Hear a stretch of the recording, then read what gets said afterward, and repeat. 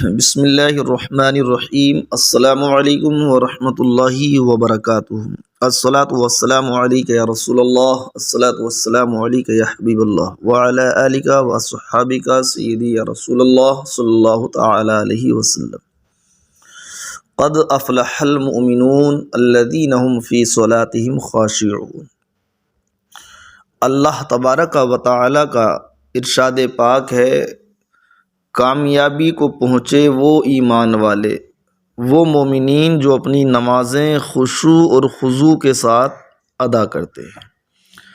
ناظرین کرام، آج ایک بہت اہم مسئلہ یہ درپیش آتا ہے کہ اکثر ہمارے نوجوان یہ شکایت کرتے ہیں کہ ہم نماز ادا کرتے ہیں لیکن نماز میں ہمارا دل نہیں لگتا، نماز میں اکتاہٹ ہوتی ہے، خیالات آتے ہیں، وسوسے آتے ہیں، نماز پڑھنے میں لطف نہیں آتا۔ اس کے لیے کوئی بہترین علاج بتایا جائے۔ تو ناظرین کرام، آج ہم بات کریں گے آپ سے اس متعلق کہ نماز میں وسوسے اور خیال جو آتے ہیں، جو اکتاہٹ ہوتی ہے، اس سے کیسے بچا جائے، نماز میں خشوع اور خضوع کیسے پیدا کیا جائے۔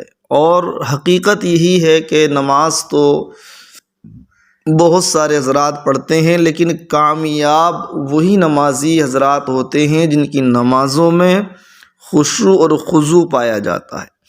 آج ہم آپ کو بتلانے والے ہیں ایسے 6 طریقے جن کی وجہ سے انشاءاللہ العزیز اگر آپ نے عمل کیا تو آپ کی نمازوں میں خشوع اور خضوع پیدا ہوگا، آپ کو نماز پڑھنے میں لطف آئے گا، اور رب قدیر کی ذات سے امید ہے کہ وہ نمازیں اللہ تبارک و تعالیٰ کی بارگاہ میں مقبول ہوں گی۔ تو نماز میں خشوع اور خضوع پیدا کرنے کا پہلا طریقہ یہ ہے، نماز کی نیت باندھنے کے بعد یہ تصور کریں کہ اللہ تعالیٰ مجھے دیکھ رہا ہے، میں کس طرح نماز پڑھ رہا ہوں، کس طرح تلاوت کر رہا ہوں۔ اس طرح ہر رکن میں دل میں یہ خیال لاتے رہیں کہ اللہ تعالیٰ مجھے دیکھ رہا ہے، اور اس بارے میں اپنی حد تک کوشش پوری کرنی چاہیے۔ انشاءاللہ کوشش کرنے سے بہت کچھ فرق پڑ جائے گا۔ اس کی صورت یہ ہے کہ جب نماز کے لیے کھڑے ہونے لگے تو یہ سوچ لیا کریں کہ اللہ تعالیٰ سمیع و بصیر ہے، اللہ تعالیٰ دیکھنے والا، سننے والا ہے، میں اگرچہ نہیں دیکھ سکتا لیکن وہ مجھے دیکھ رہا ہے اور میں اس کے لیے نماز ادا کر رہا ہوں۔ اور ناظرین کرام، دوسرا طریقہ یہ ہے نماز میں خشوع اور خضوع پیدا کرنے کا، حصول خشوع کا ایک طریقہ یہ بھی ہے کہ نمازی کو چاہیے جب وہ نماز کے لیے کھڑا ہو تو اس وقت یہ تصور کرے کہ شاید یہ میری آخری نماز ہو۔ حدیث شریف میں آتا ہے، اللہ کے نبی صلی اللہ تعالیٰ علیہ وسلم نے ارشاد فرمایا، جب تم نماز پڑھو تو الوداع ہونے والوں کی طرح نماز پڑھو کہ پھر شاید نماز کی طرف آنا نصیب نہ ہو۔ اس کی عملی صورت یہ ہے کہ جب ہم نماز کے لیے کھڑے ہونے لگیں تو اس وقت یہ تصور کریں کہ شاید یہ میری آخری نماز ہو، اس کے بعد کوئی نماز ادا کرنے کا موقع نہ ملے، اور پھر قبر میں حساب کتاب ہوگا تو میں کیا جواب دوں گا۔ بس یہ خیال کر کے اچھی طرح دھیان کر کے اپنے ظاہر اور باطن کے لحاظ سے بہتر ادا کرنے کی کوشش کریں، انشاءاللہ اس تدبیر سے بہت فائدہ ہوگا۔ اور تیسرا طریقہ یہ ہے کہ نماز میں تلاوت و اذکار ہلکی آواز سے اس طرح پڑھیں کہ اپنے کان میں تو آواز پہنچ جائے لیکن برابر والے کی نماز میں خلل نہ آئے۔ پھر اپنے ذہن کو اپنی آواز اور الفاظ کی طرف لگائیں، مثلا اس طرح ذہن لگائیں کہ اب میں سبحان اللہ پڑھ رہا ہوں، اب سورت پڑھ رہا ہوں۔ اس طرح جتنے ارکان ہیں ان کو سوچ کر ادا کریں، یعنی نماز میں کوئی کام اور کوئی پڑھنا بے ارادے نہ ہو بلکہ ہر بات ارادے اور خیال سے۔ مثلا جب نیت باندھے تو یہ سوچے اور خیال ہو کہ میں اب قیام کر رہا ہوں، سبحانک اللہم اور الحمدللہ پڑھ رہا ہوں، یعنی بندے کو علم ہو کہ میں اب یہ پڑھ رہا ہوں۔ اسی طرح جب رکوع میں جائے تو یہ سوچتا رہے کہ اب میں رکوع ادا کر رہا ہوں، تسبیح پڑھ رہا ہوں۔ سجدے میں جائے تو یہ اچھی طرح پتہ ہو، یعنی سوچے کہ اب میں سجدہ کر رہا ہوں، اس کی تسبیح پڑھ رہا ہوں۔ اسی طرح پوری نماز ادا کرے اور ہر رکن میں سوچتا رہے کہ اب میں یہ رکن ادا کر رہا ہوں، ہر لفظ پر یہ سوچے کہ اب میں یہ پڑھ رہا ہوں، تو پھر ذہن میں دوسرے خیالات و وسوسے نہیں آئیں گے۔ رٹی رٹائی اور بے خیالی میں تلاوت اور تسبیحات نہ پڑھے جائیں، بلکہ ہر لفظ پر پتہ ہو کہ میں یہ الفاظ پڑھ رہا ہوں اور یہ رکن ادا کر رہا ہوں۔ اس طرح انشاءاللہ نماز میں وسوسے اور خیالات کم ہو جائیں گے۔ اور چوتھا طریقہ یہ ہے کہ نماز میں خشوع اور خضوع حاصل کرنے کے لیے گناہوں سے بچنا بے حد ضروری ہے۔ جو شخص گناہوں سے نہیں بچتا اس کی نماز میں خشوع پیدا ہونا آسان نہیں۔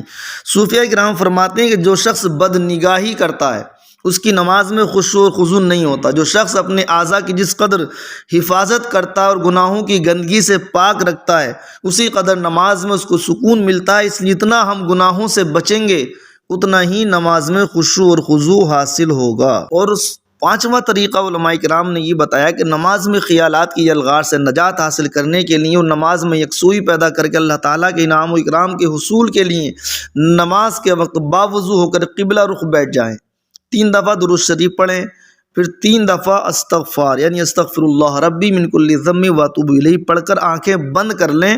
1 منٹ تک یا 3 یا 5 منٹ تک جتنا آپ کو وقت مل جائے، اور یہ تصور قائم کریں کہ مجھے اللہ دیکھ رہا ہے، میں اپنے رب کے حضور ہوں، میرا رب مجھے دیکھ رہا ہے۔ اس کے بعد نماز ادا کریں، انشاءاللہ نماز میں حضور قلب حاصل ہوگا اور خشوع اور خضوع پیدا ہوگا۔ چھٹا طریقہ نماز میں خشوع اور خضوع پیدا کرنے کا یہ ہے کہ ہم حرام غذا و لباس وغیرہ سے بچیں، کیونکہ حدیث شریف میں آتا ہے جس نے ایک لقمہ بھی حرام کھا لیا اس کی 40 دن کی نماز قبول نہیں کی جاتی۔ ایک شخص حضرت عبداللہ ابن عمر کے پاس آیا اور کہا کہ میں نماز میں اکثر چونک جاتا ہوں، مجھے یاد نہیں رہتا کہ کتنی رکعتیں پڑھی ہیں اور کتنی باقی ہیں۔ آپ نے فرمایا کہ اپنے منہ کو حرام سے اور اپنے کپڑوں کو نجاست سے پاک رکھ، اس لیے حرام سے اجتناب کر کے نماز میں خشوع اور خضوع حاصل کیا جاتا ہے۔ ناظرین کرام، بیان کیے ہوئے طریقوں میں سے جس پر عمل کرنا آسان معلوم ہو اس پر عمل کرنے کی کوشش اور مشق کریں، کیونکہ یہ چیزیں مشق سے تعلق رکھتی ہیں۔ جب اس پر محنت کریں گے تو چند روز کے بعد انشاءاللہ کامیابی محسوس ہوگی اور پھر نماز کی طرف ذہن لگنا آسان ہو جائے گا اور اس کے نتیجے میں نماز میں خشوع اور خضوع حاصل ہوگا اور ہماری نماز وہ نماز بن جائے گی جو بے حیائی اور گناہوں سے روکتی ہے۔ اس طرح نماز ہماری نجات کا ذریعہ اور سبب بن جائے۔ قرآن کریم کی آیت کریمہ ہے ان الصلاۃ تنہی عن الفحشاء والمنکر، بے شک نماز بے حیائی اور بری باتوں سے روکتی ہے، منع کرتی ہے۔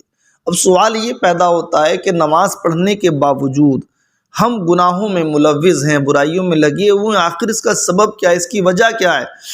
جبکہ رب کا فرمان تو یہ ہے کہ نماز پڑھنے والا برے کاموں سے، بے حیائی کے کاموں سے رک جاتا ہے، نماز روک دیتی ہے۔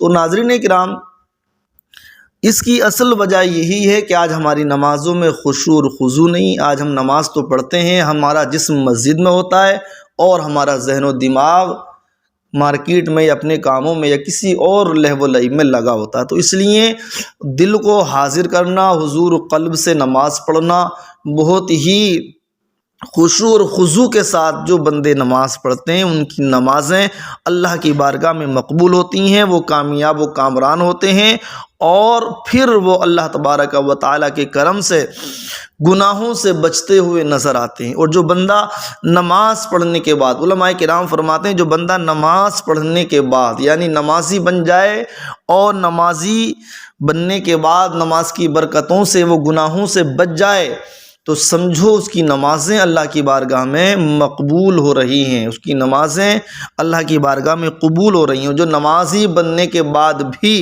گناہوں میں لگا رہے، نمازیں بھی پڑھ رہا ہے، گناہوں میں ملوث ہے، جھوٹ بولتا ہے، حرام لقمہ کھاتا ہے، ناپاک لباس پہنتا ہے، جو بھی لہو و لعب کے کام ہیں، شریعت مطہرہ کی خلاف ورزی کرتا ہے، تو سمجھو اس کی نماز نہیں ہے۔ تو ناظرین کرام، ہم نے آپ کو آج یہ 6 طریقے بتلائے کہ کس طرح ہماری نماز میں خشوع پیدا ہوگا، کس طرح ہمارا نماز میں دل لگے گا۔ تو آج ہمیں ضرورت ہے کہ ہم ان 6 طریقوں پر عمل کریں۔